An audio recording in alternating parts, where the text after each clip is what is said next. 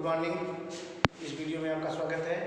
ध्यान दीजिए, हम लोगों ने इसके पहले प्रश्नावली 7.1 संपूर्ण हल हमने आपको बताया।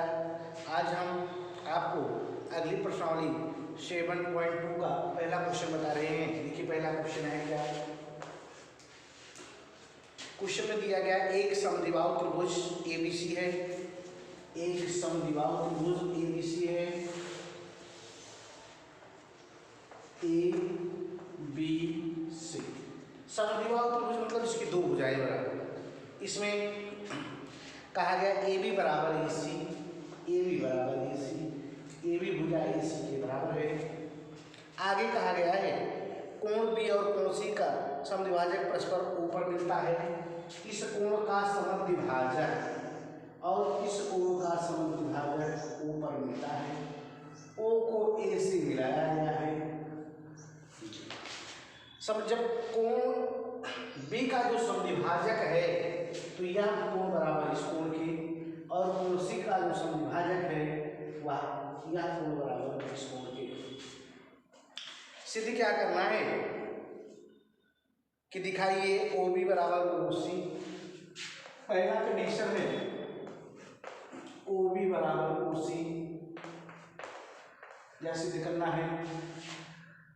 तो आइए देखिए OB बराबर OC।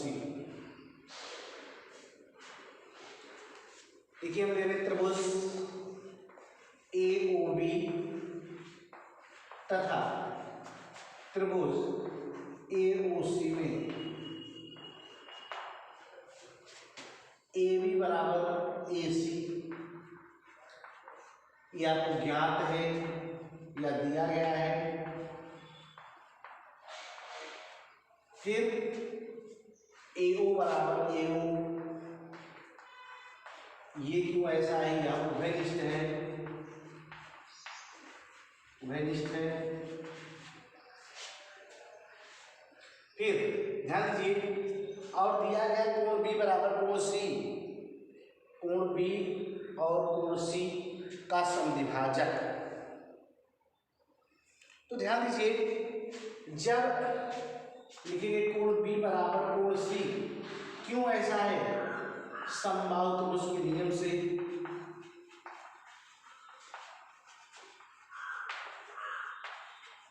यह नियम यह है कि अगर AB बराबर AC है तो तीसरी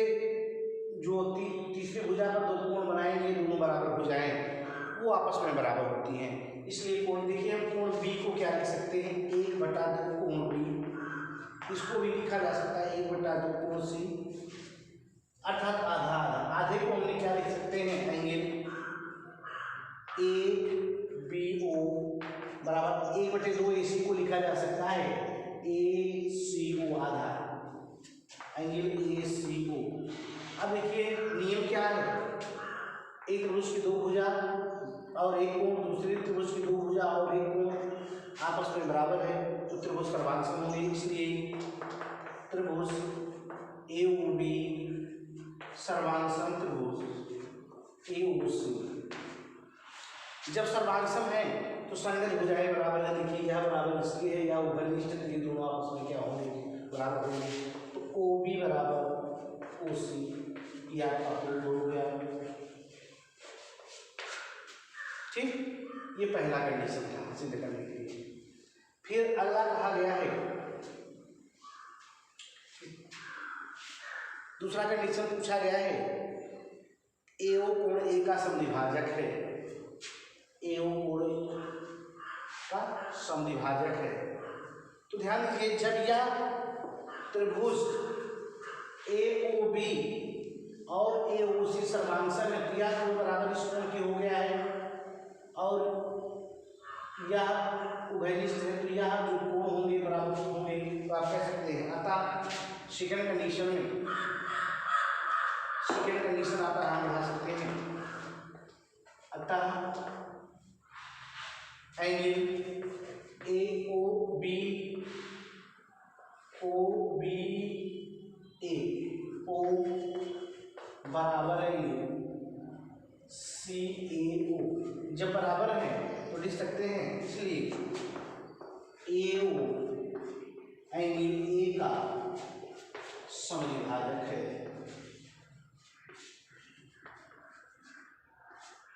समद्विभाजक है।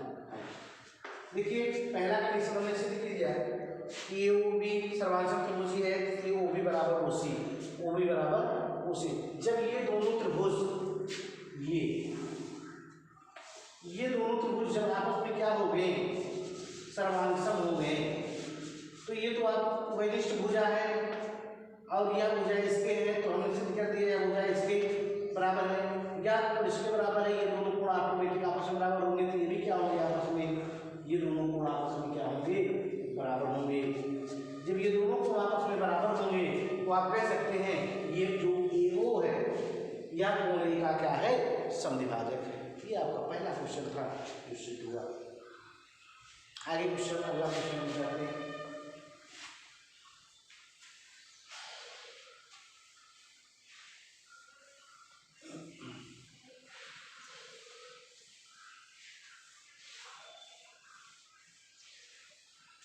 देखिए अगले क्वेश्चन में कहा गया है त्रिभुज एबीसी में एडी भुजा बीसी पर लंब है। त्रिभुज एबीसी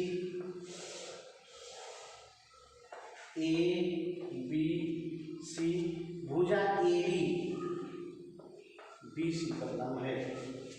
ये आपका क्वेश्चन है। देखिए एक त्रिभुज है, कौन सा त्रिभुज है अभी दिया नहीं गया, दिखाइए कि त्रिभुज एबीसी एक समद्विबाहु त्रिभुज है जिसमें ए बी बराबर ए सी, जिसमें ए बी बराबर ए सी दिखाना है हमें। दूसरा क्वेश्चन में त्रिभुज ए बी सी एक समद्विबाहु त्रिभुज है, समद्विबाहु त्रिभुज है जिसमें ए बी बराबर ए सी, ए बी बराबर ए सी। ध्यान दीजिए हम ले रहे त्रिभुज ए डी बी तथा त्रिभुज ए डी सी में,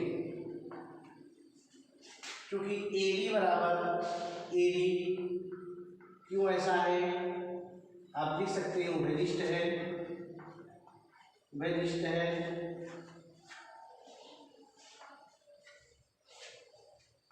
आप लिख सकते हैं एंगल ए डी बी बराबर angle A D C equal to 90°। चूंकि लंब है, क्या है, लंब है। एक भुजा और दिया गया इसमें, आखिर में ए डी तथा भुजा बी सी लंब समद्विभाजक है। जब लंब समद्विभाजक है बी सी का तो आप लिख सकते हैं बी डी बराबर डी सी। चूँकि यहाँ लिखेंगे ए डी भुजा बी सी का, ए भुजा बी सी का लंब समद्विभाजक है,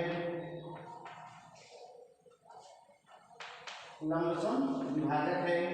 जब लंब समद्विभाजक है तो इसलिए बी डी बराबर क्या है, डी सी। एक त्रिभुज की दो भुजाओं और एक कोण, दूसरे त्रिभुज की दो भुजाओं और एक कोण आपस में बराबर है तो त्रिभुज सर्वांगसम होंगे। इसलिए त्रिभुज ए डी बी सर्वांगसम त्रिभुज ए डी सी जब सर्वांगसम होंगे, अतः आप कह सकते हैं अतः त्रिभुज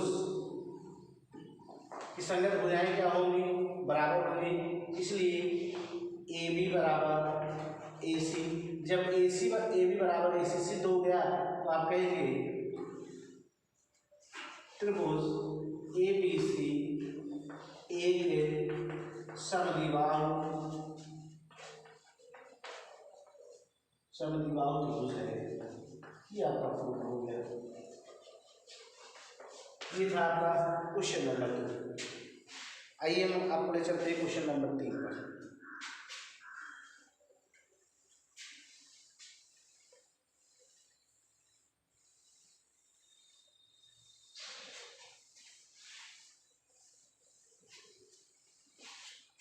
देखिए क्वेश्चन नंबर 3 में क्या कहा गया है, त्रिभुज ए बी सी, त्रिभुज ए बी सी एक समद्विबाहु त्रिभुज है। त्रिभुज ए बी सी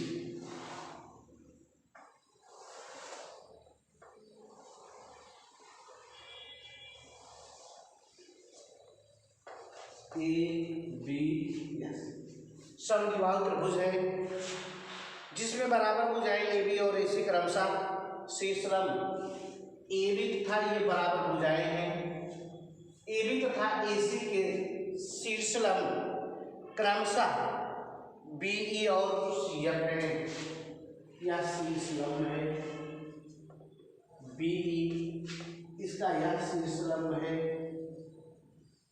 एफ ये 90 अंश है ये भी आपका 90 अंश है। तो सिद्ध क्या करना है दिखाइए कि ए बराबर हमें इसमें सिद्ध क्या करना है सिद्ध करना है बी ई बराबर एफ सी एफ। अब ध्यान दीजिए हम ले रहे त्रिभुज हल त्रिभुज ए एफ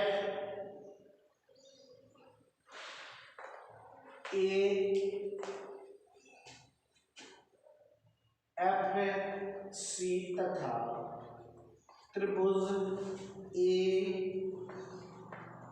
ई बी। आप कह सकते हैं कोण ए बराबर कोण ए दोनों में क्या है उभयनिष्ठ है उभयनिष्ठ है। फिर आप कह सकते हैं कि एंगल ए एफ सी बराबर angle A E B equal to 90 अंश शीर्षलंब है। ठीक आगे क्या कहा गया है देखिए जिसमें बराबर भुजाएं ए बी तथा ए सी है। जब ए बी तथा ए सी हैं देखिए ए बी तथा ए सी ये दो बराबर हो जाएंगे जब इस पर लंब डाला गया है तो ये दोनों आपस में क्या होंगे बराबर होंगे। तो ए एफ बराबर ई क्यों है क्योंकि बराबर भुजाओं कि तीसरी भुजा से जब शीर्षलंब डाला जाता है उसको समविभाजित करता है इसलिए त्रिभुज ए एफ सी सर्वांगसम त्रिभुज ए ई बी जब सर्वांगसम हो गए तो संगत भुजाएं क्या होंगी आपस में बराबर होंगी इसलिए बी ई बराबर सी ये अपना प्रूफ हो गया। ठीक अगला क्वेश्चन है इसी प्रकार है क्वेश्चन नंबर 4।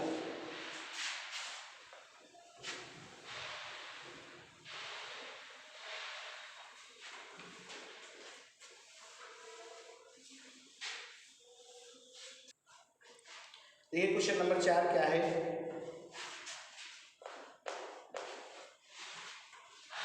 कहा गया एक त्रिभुज एबीसी है जिसमें एसी और बीसी पर खींचे गए शीर्षलंब बीई और सीएफ बराबर हैं। यह उससे वही आपका चित्र है ए बी सी एक त्रिभुज है बीई शीर्षलंब है ये सी एफ शीर्षलंब है। यहां दिया गया है जो दिया गया है क्या दिया है शीर्षलंब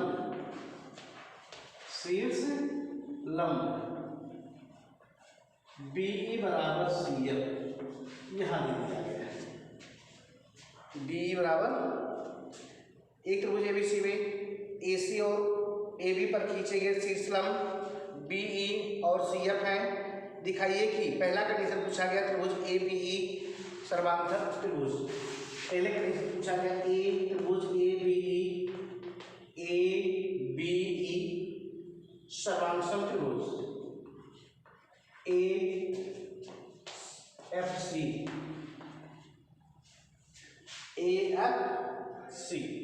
तो यहां से वही आपका है कुछ करना नहीं है यहाँ लिखेंगे कोण ए बराबर कोण ए, कोण ए बराबर कोण ए, क्यों उभयनिष्ठ है, उभयनिष्ठ है। फिर आप आगे कहेंगे त्रिभुज ए बी ई, तो कहेंगे बी बी ई बराबर एफ सी, क्यों ज्ञात है या दिया है, ज्ञात है या दिया है। और फिर कहेंगे angle A E B equal to angle A F C equal to 90 अंश। जब एक त्रिभुज की दो कोण और एक भुजा दूसरे त्रिभुज की दो कोण और एक भुजा के बराबर है, इसलिए त्रिभुज ए बी ई सर्वांगसम त्रिभुज ए एफ सी, ये आपका प्रूव हो गया। यही आपका सिद्ध करना था। हमने लिया कि इसमें त्रिभुज, यही त्रिभुज इसमें ए बी सी तथा इसमें आपका सिद्ध हो गया। इसमें दूसरा कंडीशन पूछा गया है, सिद्ध कीजिए ए बी बराबर ए सी, ए बी बराबर ए सी। जब देखिएगा त्रिभुज ए बी ई सर्वांगसम त्रिभुज हो गए ए एफ सी, तो तीसरी भुजा बन रही इसकी ए बी और इसकी ए सी। अतः लिख सकते हैं, अतः ए बी भुजा ए बी बराबर ए सी, क्योंकि सर्वांगसम है। ये आपका दूसरा हो गया। ठीक,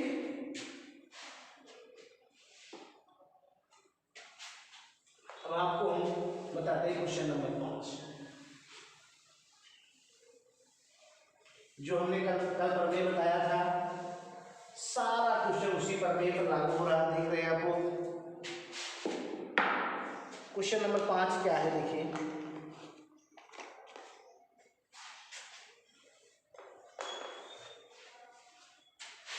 पांच में कहा गया है त्रिभुज एबीसी और त्रिभुज डीबीसी समान आधार के बीसी पर स्थित दो समद्विबाहु त्रिभुज हैं। देखिए बीसी पर स्थित, बी और सी, एक ये है समान आधार जिसमें ये समद्विबाहु है, ये है आपका ये, तो यह बराबर इसके समान आधार। तो हमें सिद्ध करना है त्रिभुज ए बी डी सिद्ध करना है।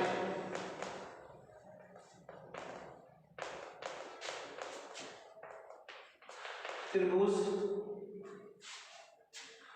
कोण ए बी डी, कोण ए बी डी बराबर कोण ए सी। अब ले रहे हैं त्रिभुज ए बी सी में, ए बी सी में चूंकि ए बी बराबर ए सी,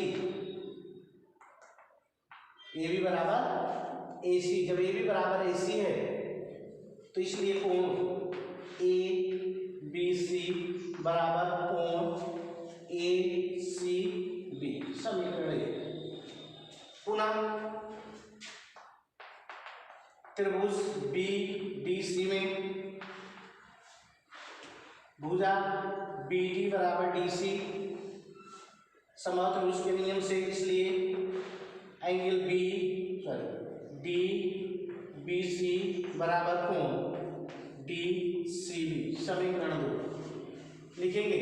समीकरण 1 तथा 2 को जोड़ने पर समीकरण 1 तथा 2 को जोड़ने पर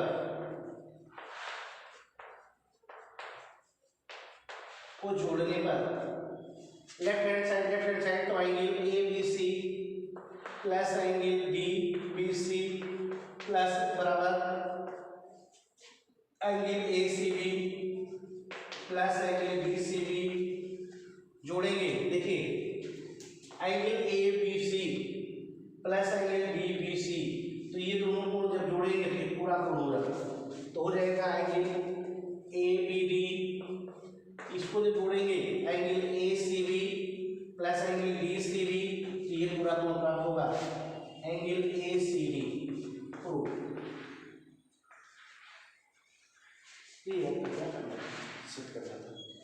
इसमें एक कंडीशन था, ठीक। तो ध्यान दीजिए, इस क्वेश्चन में हमने पूरा दर्शाया है, जिस तरीके से आप लोग इसको नोट कर लीजिएगा। और इस अध्याय में ये 5 क्वेश्चन हमने बताया, 5 क्वेश्चन आप लोग ध्यानपूर्वक दोहरा लीजिएगा। इस अगले वीडियो में हम अगला क्वेश्चन जो है क्वेश्चन नंबर 6 यहाँ से प्रारंभ करेंगे। तब तक के लिए धन्यवाद।